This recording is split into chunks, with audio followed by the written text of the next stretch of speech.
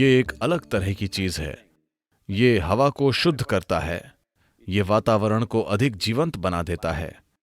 इन दिनों धूप या अगरबत्तियों को केमिकल सामग्री से बनाया जा रहा है। उन चीजों को नहीं जलाना ही अच्छा है। धूप आमतौर पर ऐशली होती है। बिना ऐश या राख के सुगंध नहीं होती। इसका महत्व ये है कि कुछ पदार्थों को जब जलाया जाता है तो एक चीज ये कि उनमें सुगंध होती है जो नाक के लिए सुखद होती है। और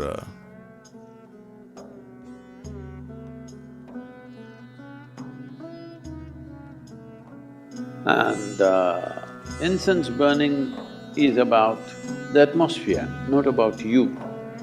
और धूप जलाना वातावरण से संबंधित है, ना कि आपसे, क्योंकि अलग अलग स्थानों पर, खास तौर से घर के अंदर, एक चीज ये है कि वहां गंध होती है, साथ ही अलग अलग तरह की ऊर्जा की बनावट होती है कमरे के आकार की वजह से।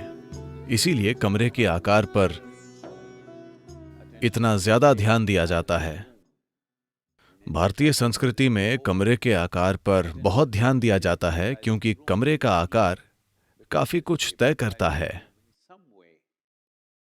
अगर कमरा दोनों तरफ से बहुत ज्यादा हवादार ना हो, यानी दोनों दीवारें खुली ना हो, तब यह लगभग बाहर होने जैसा ही हो जाएगा।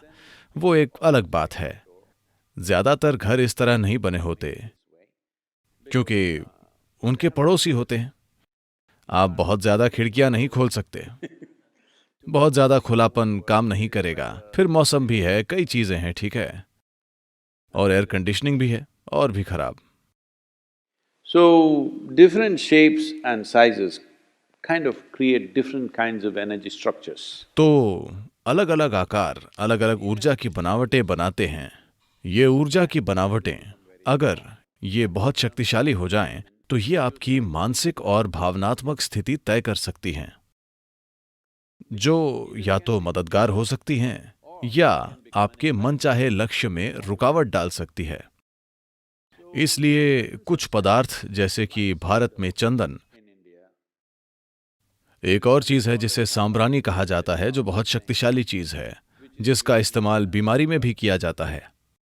पहली चीज ये वही करते हैं, और अब ये पाया गया है कि इससे हवा में और सतह पर मौजूद कुछ तरह के बैक्टीरिया भी मर जाते हैं। तो खास तौर से अगर घर में कोई बीमार हो तो सांब्रानी जलाई जाती है। अगर उन्हें कोई मंगल उत्सव मनाना है तो हर जगह सांब्रानी जलाई जाती है। ये एक तरह का राल है जो एक पेड़ से टपकता है। इस सांब्रानी की तलाश में आप देखेंगे कि जंगल में बड़े बड़े पेड़ होते हैं। लोग इन पेड़ों के तने को कुरेद देते हैं क्योंकि वे पेड़ बाहर से ठोस दिखते हैं पर अंदर एक कोटर होती है।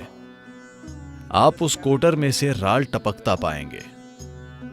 हमें नहीं पता, कम से कम मुझे नहीं पता कि किस प्राकृतिक कारण से ये राल बाहर आता है, पर लोग जाकर इसे इकट्ठा करते हैं।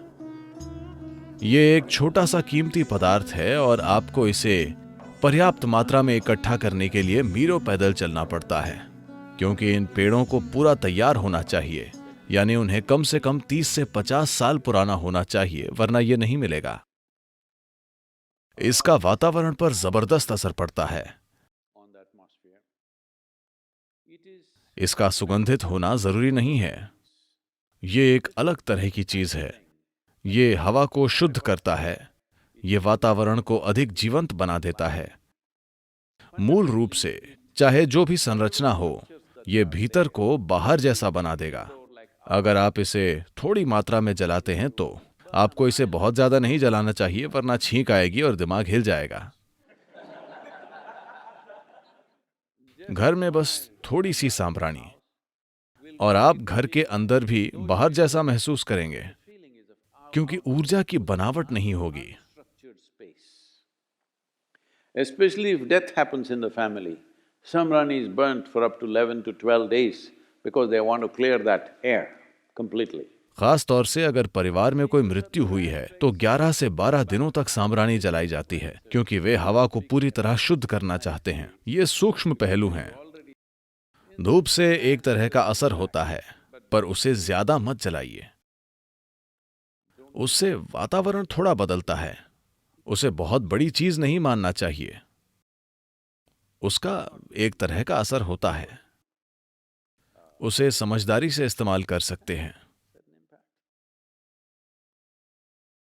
पर इन दिनों धूप या अगरबत्तियों को केमिकल सामग्री से बनाया जा रहा है।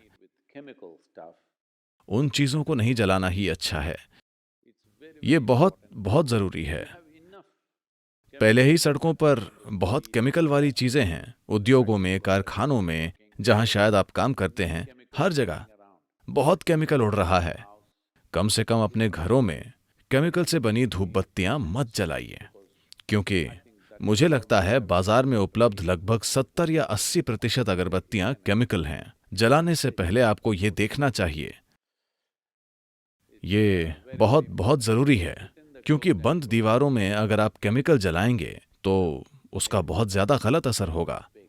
तो प्राकृतिक राल या प्राकृतिक तेल जैसी चीजों का इस्तेमाल होना चाहिए, जिससे अच्छा असर हो, हल्का सा असर।